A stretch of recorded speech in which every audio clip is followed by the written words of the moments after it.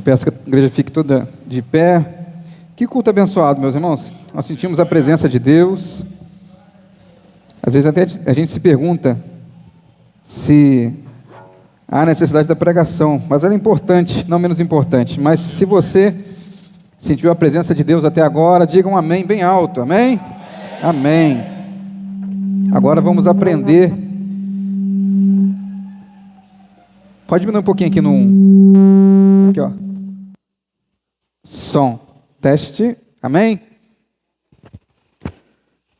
Efésios, no capítulo 4, nós leremos do verso 12 ao verso de número 16. Diz assim a palavra de Deus: com o fim de preparar os santos para a obra do ministério, para que o corpo de Cristo seja edificado, até que todos alcancemos a unidade da fé e do conhecimento do Filho de Deus, e cheguemos à maturidade, atingindo a medida da plenitude de Cristo. O propósito é que não sejamos mais como crianças, levados de um lado para o outro pelas ondas, nem jogados para cá e para lá por todo o vento de doutrina e pela astúcia e esperteza de homens que induzem ao erro. Antes, seguindo a verdade em amor, cresçamos em tudo naquele que é a cabeça, Cristo. Dele todo o corpo, ajustado e unido pelo auxílio de todas as juntas, cresce e edifica a si mesmo em amor, na medida em que cada parte realiza a sua função. Até o verso 16. Podemos assentar, meus irmãos?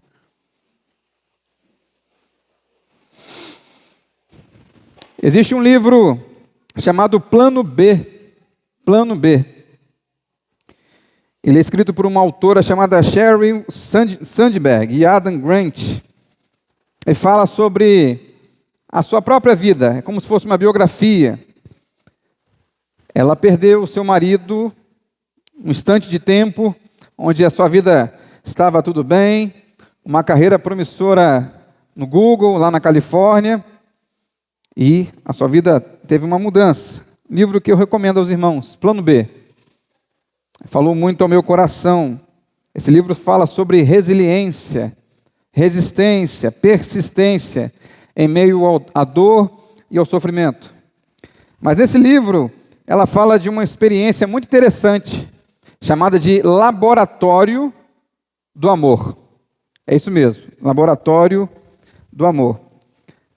Uma universidade de Washington fez uma pesquisa com 130 casais recém-casados, e ao visitar este lugar, nesse laboratório, os psicólogos observavam o dia a dia, a rotina do casal, e fizeram uma previsão, ou uma aposta, não sei, ou uma previsão do ponto de vista científico, de qual casal se divorciaria ou estaria divorciado após 6 anos corridos. E ao fazer essa pesquisa e observar 130 casais, eles tiveram um acerto de 83% em relação a esta aposta ou esta proposta, essa visão futura. É interessante que eles relataram alguns aspectos em que eles notavam que um casal tinha uma grande possibilidade de se divorciar. E aí eles disseram algumas frases, como por exemplo: ei, olha aquele passarinho, uma esposa falando, ou acabou a manteiga, coisa do dia a dia. E quando alguém fazia um pedido, o parceiro tinha 2 escolhas: ir em outra direção. Se alguém chama para ver um pássaro, você vai até a pessoa para ver junto dela o pássaro. Mas ela poderia ir em outra direção, ou ela poderia ir na direção da pessoa. É a ideia de negligenciar, ignorar ou aceitar o pedido. E aí alguns respondiam: pare de falar de passarinhos, estou vendo TV. Ir na direção da pessoa significa participar. Ou, no caso de comprar manteiga, sim, vou comprar. Eu creio que o marido respondendo isso à sua esposa. Eu acho que essa resposta, vou comprar, talvez seja a resposta que eu mais responda durante a vida conjugal. Minha esposa chega e diz, amor, precisamos comprar isso. Eu digo, vou comprar. E eu confio nela e eu sei que ela tem competência suficiente para depois avaliar se aquilo é de fato necessário ou não. Mas eu sempre, na medida do possível, com as minhas imperfeições, eu procuro ouvir e estar atento. Mas alguns casais tinham esse problema de atenção de um ao outro. Os recém-casados que duraram mais de 6 anos iam 86% na direção do outro, enquanto os que se divorciavam após 6 anos eram 33%, porque não atendia ao pedido do outro. A maior parte das brigas não tinha relação com o dinheiro, que é importante, que o pessoal fica preocupado aí, não é tudo, mas é importante você ter, vamos ser hipócritas em relação a isso, ou até relacionamento sexual, mas sim pedidos de conexão não atendidos. O que é pedidos de conexão não atendidos? Quando um dos cônjuges falava, olha o passarinho, e aquele cônjuge se virava e não dava a devida atenção, essa era uma amostra, esse era o resultado de que aquele casal não tinha conexão de um com o outro. E nós queremos falar nessa noite sobre uma igreja, não vou falar aqui sobre casais, não é o tema da mensagem, mas uma igreja que está em total comunhão com Deus e com o próximo. Uma igreja em relacionamento com Deus e com o próximo. Uma das perspectivas modernas em relação até à igreja em si, ou até as questões do trabalho, existe uma expressão muito comum chamada de relacionamento intencional. Relacionamento intencional. Ou seja, você tem a intenção, você propõe ter um relacionamento com determinada pessoa e com alguns propósitos. Por exemplo, dedicar tempo. Talvez o nosso maior recurso hoje, o nosso maior tesouro nos dias de hoje é tempo. É você dedicar tempo a outras pessoas.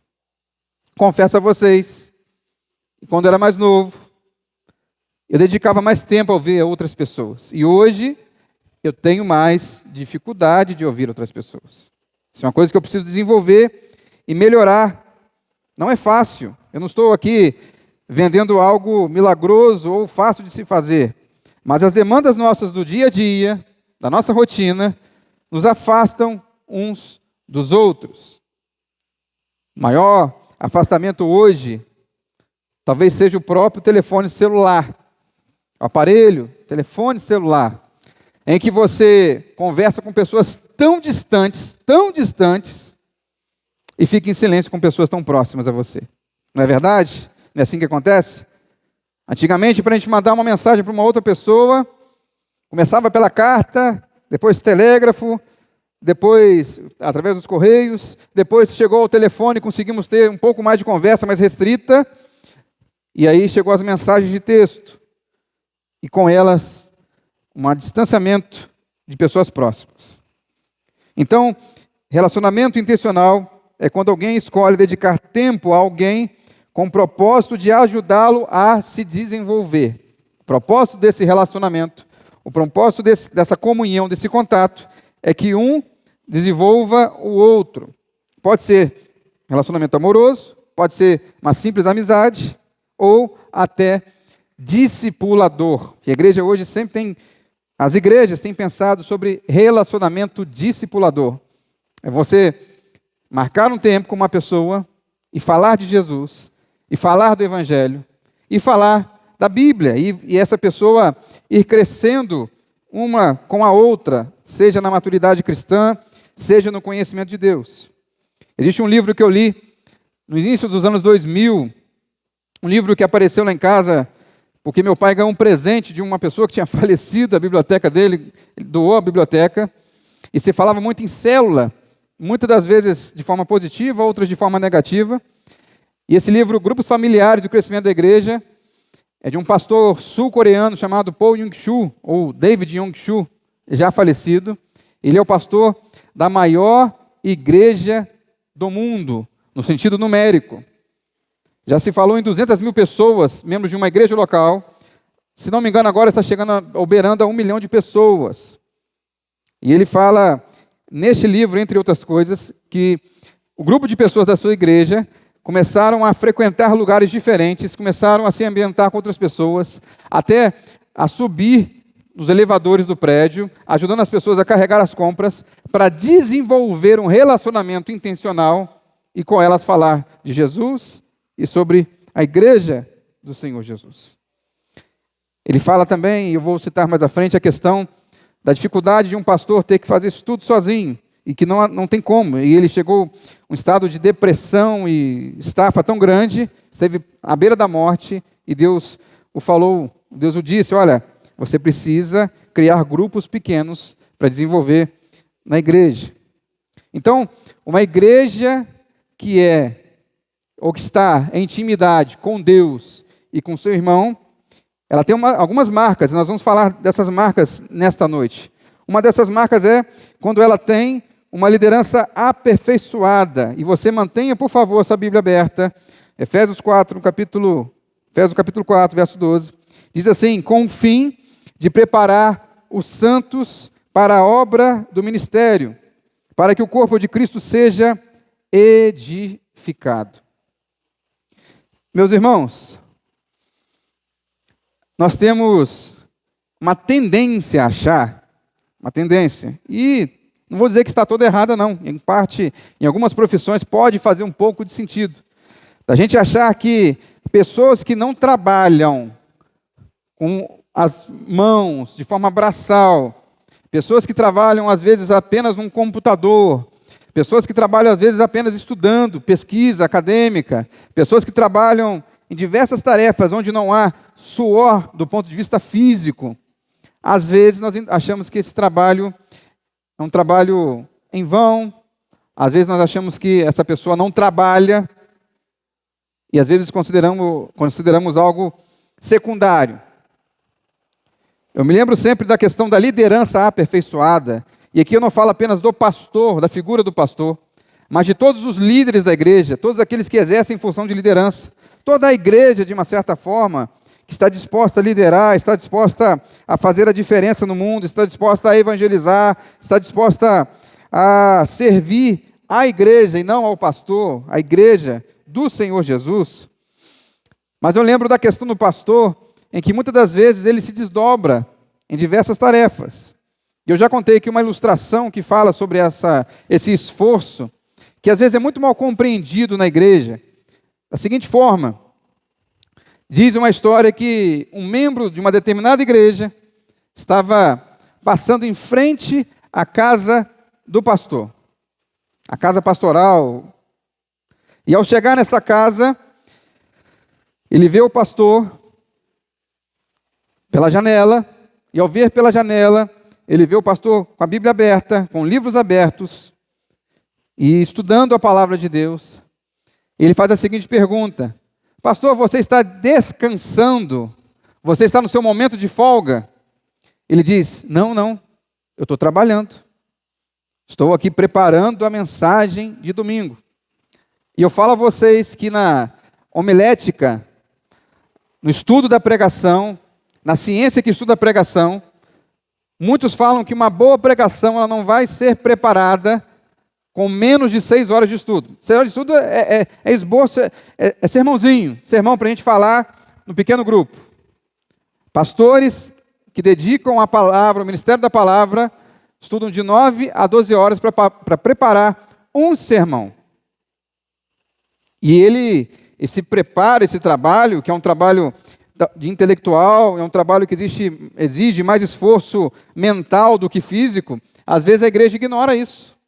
E tem gente na igreja que, eu já fui um deles, confesso, que é bom em criticar a pregação, mas não sabe do que o pastor passa.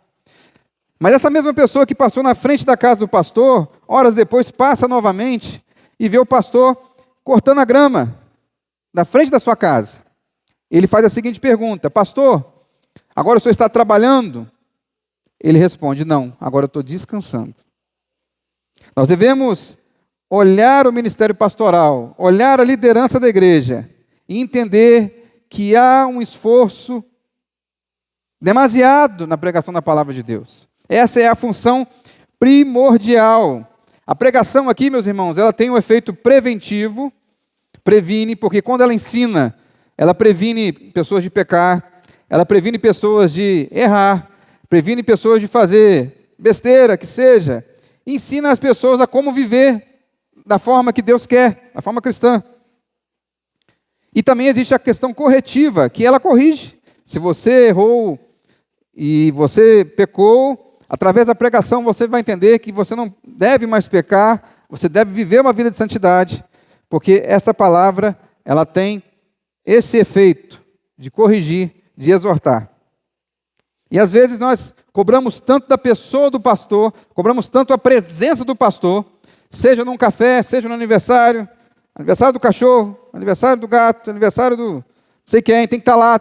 E se o pastor não tiver, o pastor está privilegiando uma pessoa em relação à outra. E às vezes nós colocamos o pastor como se ele fosse apenas, eu poderia dizer, uma pessoa de relações sociais, a pessoa que está ali apenas para fazer relacionamentos e conversar na igreja. Ontem eu ouvi um pastor, uma igreja de Campos que nós tivemos lá, Igreja Batista Parque Rio Branco, ele veio aqui a Itapiruna, num congresso de igreja multiplicadora, e ele me desafia, e ele é um espelho para mim, um exemplo para mim, porque ele, enquanto seminarista, estudante, ele era concursado da Petrobras, engenheiro da Petrobras. Engenheiro da Petrobras, meus irmãos, na pior das hipóteses, não ganha menos de 20 a 30 salários mínimos por mês. Menos do que isso não ganha. Se embarcar, se aumenta. Menos que isso não ganha. E ganhar 30 mil reais, 40 mil reais hoje não é algo fácil se conseguir. Então ele é concursado, ou seja, tem estabilidade do concurso público, e durante o tempo de seminário ele começa a plantar uma igreja, 10 anos atrás, uma congregação, uma pequena congregação. E ele às vezes chegava, desembarcava, ou do Farol de São Tomé, ou de Macaé, chegava em cima da hora e tinha um culto toda sexta-feira, um culto público, uma bênção. Começou com 4, 5 pessoas, 10, 20, 30, Deus foi abençoando e a igreja foi crescendo. Hoje a igreja que ele pastoreia tem 800 membros, com menos de 10 anos. Glórias a Deus por isso. Louvado seja Deus. Mas ele chegava todo cansado e tinha que pregar toda sexta-feira, ou quando estava presente, e pregava. E uma vez o irmão da igreja, aquele diácono, gente boa, caridoso, falou assim: pastor, não precisa vir toda sexta-feira não, fica tranquilo. Aproveita que quando você desembarca na sexta, às vezes, ou ele até conseguiu mudar, de não embarcar mais em plataforma, mas ele trabalhando, como nós chamamos, em terra, ele ia para o Rio Grande do Sul, depois ia para o Rio Grande do Norte, a semana toda viajando. Chegava em cima da hora de avião e pedia a Deus para que não houvesse nenhum problema, nem no avião, para não cair naturalmente, mas nem problema para ele chegar no horário. E o irmão, o diácono da igreja, o liberou para ele não ir toda sexta-feira. Mas na primeira sexta-feira que ele não foi, não ficou sabendo do que aconteceu lá. E aí, chega no domingo de manhã, uma igreja pequena em membresia, 10 a 12 pessoas, e o irmão pega o microfone e diz: meus irmãos, ninguém foi ao culto de evangelismo, ninguém me ajudou, eu tive que preparar a sermão em cima da hora, eu tive que fazer tudo sozinho. Ele dizia que ele não sabia onde ele se escondia, de vergonha, porque a tarefa é dele, mas o irmão quis facilitar a vida dele um pouco, e ele ficou todo constrangido. A tarefa de pregar começa pelo pastor, e não é exclusivo do pastor, mas a responsabilidade é dele. Mas às vezes os irmãos que não veem um pastor acham que o pastor está apenas descansando, de folga, e não fazendo nada. As pessoas acham que o pastor, de segunda-feira até domingo de manhã, não faz nada. É só vir aqui, abrir igreja, louvar, adorar a Deus, pregar e ir embora. Nós vivemos um problema, e aqui na nossa associação batista, tivemos 2 casos de pastores que foram diagnosticados com burnout, uma doença que é relacionada a excesso de trabalho. Excesso de trabalho. E aí me chama a atenção, na internet eu vi um grupo chamado Barna, um grupo de pesquisas lá nos Estados Unidos, na Califórnia, pesquisando sobre pastores em 2021, ele disse que 2 a cada 5 pastores pensaram em deixar o ministério no ano de 2021. 2 em cada 5 pastores. Uma das respostas que os pastores diziam nessa pesquisa é: estou descontente com o efeito que este papel teve na minha família. É gente que acha que a família do pastor é a Sagrada Família. Jesus, Maria e José. Perfeito. Não erra, não peca. Se bem que Maria e José, no nosso ponto de vista, pecaram. Mas é uma família perfeita. 29% disseram: não estou otimista sobre o futuro da minha igreja. Porque ele vê as coisas acontecendo e acha que vai dar tudo errado. Talvez eu responderia isso porque eu sou pessimista. Tenho a tendência a ser pessimista. Outros 29%, e tem outras questões, eu vou só trazer essas 3, diz que a minha visão para a igreja entra em conflito com a direção da igreja. E tem gente que está na direção da igreja, em alguns casos, que está apenas só para ser do contra. Eu lembro a vocês, uma coisa que eu vi num Uber, no Rio de Janeiro, que na nossa conversa eu descobri que ele era pastor, ele me alertou sobre isso. Nossa igreja, a Igreja Batista, a denominação Batista, ela tem algo que é valiosíssimo, que é a democracia, uma igreja congregacional, no sentido de nós botarmos em assembleia e votarmos. E é bênção por isso, e glória a Deus por isso. Que bom que continue assim. Mas quando votamos algo, colocamos em votação, e a maioria que seja, vota em determinada posição, aquela pessoa que por um acaso, com o direito dela, legítimo de pensar ao contrário, ela deve começar a apoiar aqueles que concordaram. E às vezes a gente, nesse negócio, mas eu não concordo, vou fazer tudo para atrapalhar. Não, você não concordou naquela votação, mas se a maioria entendeu, vamos trabalhar e vamos somar, vamos andar juntos. É assim que funciona o aspecto democrático da igreja. E aqui nós podemos tirar algumas lições. Invista no seu pastor, no aperfeiçoamento e na liderança. Invista. Não veja com maus olhos a ideia de um pastor sair durante uma semana inteira para estudar, para ir fazer um curso, para aprimorar, para crescer, para amadurecer. Porque quando ele sai, ele cresce, ele amadurece, a igreja cresce e a igreja amadurece. Mas uma igreja de intimidade com Deus e com seu irmão tem conhecimento de Cristo e do seu irmão. Versículo 13, você pode acompanhar comigo. Até que todos alcancemos a unidade da fé e do conhecimento do Filho de Deus e cheguemos à maturidade, atingindo a medida da plenitude de Cristo.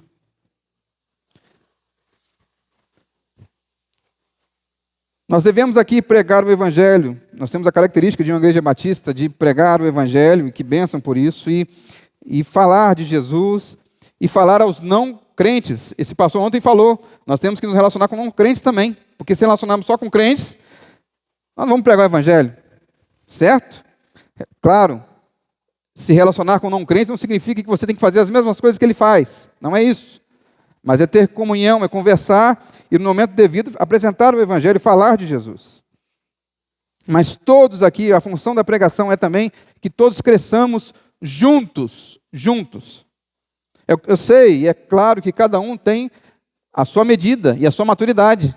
E ninguém deve criticar nem condenar o irmão mais novo na fé, o irmão mais velho, não é isso. Mas que todos cresçamos. A função de estar pregando aqui começa com estudo, com ensino, aprendizado. E no aprendizado, nós deixamos de ser meninos. É no aprendizado que nós deixamos de ser imaturos. É no aprendizado que nós deixamos de cometer, às vezes nem pecado, mas besteira, bobeira, atitudes infantis. Porque atitudes infantis são prerrogativas de crianças, não de adultos. Mas eu quero lembrar vocês, nós celebramos aqui de forma tão abençoada a ceia do Senhor nesta noite. Deus falou aos nossos corações com os louvores. E nós lemos 1 Coríntios 11, do verso 23 até o 27 ou 28, que fala, o apóstolo Paulo está ensinando a igreja a como celebrar a ceia do Senhor. E aí vem aquela pergunta, por que ele está ensinando a celebrar? Esse trecho da Bíblia, ele ensina. Ele está ensinando por quê? Porque estava sendo feito de forma desordenada. Se você ler depois na sua casa, 1 Coríntios, no capítulo 11, do verso 17 ao verso 22, fala da festa ágape, ou a festa do amor. Essa festa do amor, segundo a história da igreja, os historiadores dizem que ela foi até o anos 700, 800 depois de Cristo. Depois ela foi abolida, foi encerrada. E essa festa ágape era o quê? Você tinha uma celebração no domingo, você chegava no local, talvez não numa igreja ou num local específico, num domingo, e cada um trazia da sua casa alimentos e bebidas para poderem celebrar uma festa. Festa da comunhão. Não é tão bom, as irmãs têm essa experiência tão abençoada de se reunirem e depois comerem juntas, se alimentarem. É uma festa ágape, é uma festa do amor, é uma festa de celebração. E a igreja fazia esta festa, todos traziam alimentos de sua casa, e no meio dessa festa, eles paravam e celebravam a ceia do Senhor. Era assim que era feito na igreja de Corinto. Mas aí chegou um problema, começou a dar um problema. E a gente acha que esse problema acontece hoje, mas acontecia lá naquela época. Que as pessoas mais ricas, começaram a trazer bons alimentos, e havia pessoas que não tinham nem o que comer. Às vezes comiam uma carne, um pão, no dia da festa ágape, e as pessoas mais ricas, mais avarentas, diziam: olha, não vou deixar você comer a minha comida, ou não vou deixar você beber a minha bebida. As pessoas comiam, e tanto que Paulo fala, né, que a gente comamos juntos, porque as pessoas comiam na frente das outras, uma verdadeira baderna. E a festa do amor se transformava numa festa do ódio, da discórdia, da separação, da divisão, do problema. Esta era a festa que era celebrada, tanto que ela foi abolida, porque trazia mais problemas do que amor e união. Quando celebramos a ceia do Senhor, meus irmãos, nós temos o primeiro propósito de lembrar do sacrifício de Jesus Cristo no Calvário. Mas quando comemos a representação do corpo e a representação do sangue, nós lembramos que somos um corpo. Foi lido no começo do culto a questão do corpo, que Paulo fala, da unidade e de cada função. O braço não pode fazer a função da perna, o olho não pode fazer a função do ouvido, e vice-versa. Parece algo absurdo, óbvio, mas é óbvio que ele tem que falar. Porque essa igreja de Corinto, ela tinha um aspecto muito interessante. É uma igreja que tinha muitos dons. É uma igreja em que havia diversidade de dons, e isso era uma bênção. Só que durante o culto, acabava o culto, essas pessoas que eram usadas por Deus geravam discórdia, geravam desunião, em alguns casos estavam em pecado, estavam distantes de Deus. Se você for ver a Coríntios 14, você vai chegar à plenitude disso. Você vai perceber onde isso chega. E Paulo toda hora tem que orientar: olha, faça desse jeito, faça daquele jeito. E é interessante que a primeira carta de Paulo aos Coríntios vai falando sobre fé, sobre igreja, sobre ceia, sobre forma de se portar na igreja, fora da igreja. Revela alguns pecados de algumas pessoas no meio da igreja. Mas ele diz, capítulo 13, que o final disso tudo é o amor. A finalidade de existirmos é o amor. O amor é mais alto. Então precisamos ter também unidade e plena intimidade com Deus. Mas o verso 14 diz assim: uma igreja deve ser direcionada pelo Espírito Santo. O propósito é, verso 14, que deixemos de ser como crianças, levados de um lado para o outro pelas ondas, ou jogados para cá e para lá por todo o vento de doutrina, pela astúcia e pela esperteza de homens que induzem ao erro. Vocês sabem que a palavra Espírito Santo, o seu original é pneuma, e dela se derivam outras palavras. E pneu, você já ouviu a expressão pneu? Pneuma tem a ver com vento, tem a ver com ar. O Espírito Santo é representado didaticamente como um vento. Nós estamos sentindo aqui um vento do ventilador. É a didática que Paulo fala sobre o Espírito. E ele fala aqui no verso 14 que não devemos ser guiados por qualquer vento, sabe? Qualquer vento. Tem tantos ventos hoje aí na internet, tem tantos ventos aí afora, ensinando a vocês tantas heresias, tantas coisas falsas. E eu me lembro que na Marinha, eu tive o privilégio, ainda tenho esse privilégio de ter essa profissão. Na minha profissão, a gente brinca que de todas as partes do navio tem um pouquinho da minha profissão, que é comunicações interiores. Tudo no navio tem algum sensor, tem algum aspecto. Um dos equipamentos que nós fazemos manutenção chama-se anemômetro. O anemômetro ele mede a direção e a intensidade do vento. E meus irmãos, todo o navio que não souber, o seu comandante não souber com exatidão a direção e a intensidade do vento, o navio tende a sair da sua derrota, como nós chamamos lá, ou da sua rota. Ele pode até naufragar, pode até calhar, encalhar e assim por diante. Porque o comandante, toda vez que ele dá máquinas de um lado para o outro, ele precisa da informação do vento. O vento é importante na navegação. Então, se esse anemômetro, se esse medidor, se esse sensor estiver ruim, o navio todo fica ruim.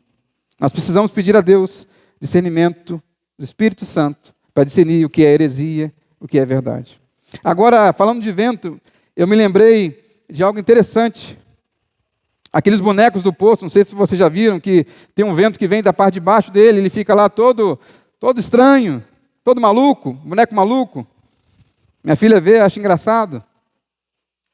Mas imagine se você for aquele boneco e o Espírito Santo guiar você, for o vento dentro de você, que vai ser diferentemente daquele boneco que não tem nenhum sentido, mas se você for guiado pelo Espírito Santo, você vai ter rumo, você vai ter sentido, você vai deixar de ser menino na fé e ser um homem, uma mulher de Deus, com maturidade, com discernimento espiritual, com entendimento, que não é levado pelos ventos que passam por lá e por aqui, mas que tem a sua vida firmada na rocha, que não é levado para nenhum vento de doutrina.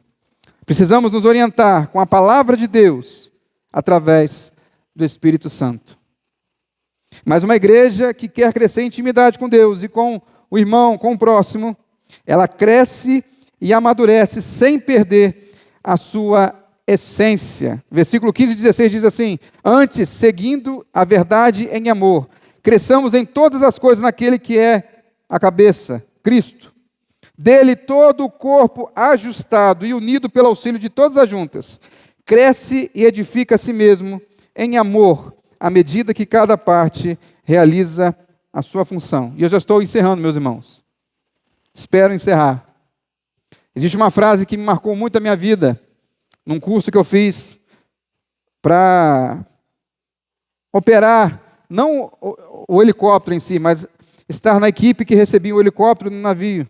Lá em São Pedro da Aldeia, fazendo esse curso, eu li uma frase de um H que eu achei maravilhosa, que diz assim: nenhum de nós é tão bom quanto todos nós juntos. Eu vou repetir para você. Nenhum de nós é tão bom quanto todos nós juntos. O pastor Arnolfo, da Igreja Bethesda, falou algo muito interessante há muitos anos atrás, que a sua filha estava para começar uma faculdade.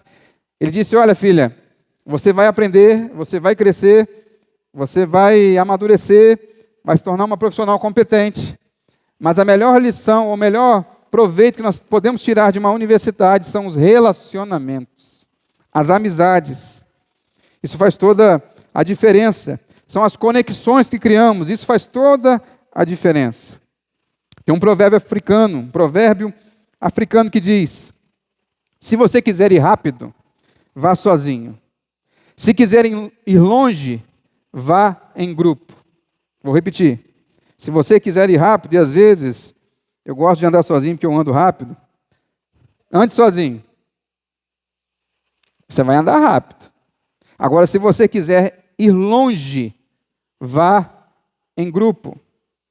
Que possamos juntos edificar a igreja de Cristo. E eu quero encerrar, de fato, com a 1 Coríntios, vai ser projetado, capítulo 12, verso 31, que fala sobre os dons, ou sobre os espirituais, um grupo de cristãos dentro da igreja de Corinto, que eram muito espirituais, faziam e aconteciam várias situações, profecias, línguas. Mas ele diz assim: entretanto, busquem com dedicação os melhores dons. Passo agora a mostrar a vocês um caminho mais excelente que a profecia. mais excelente que os dons de língua, de discernimento, mais excelente do que tudo que nós podemos fazer na terra. E aí vem o capítulo 13 de 1 Coríntios, que muitos conhecem, que fala sobre o amor.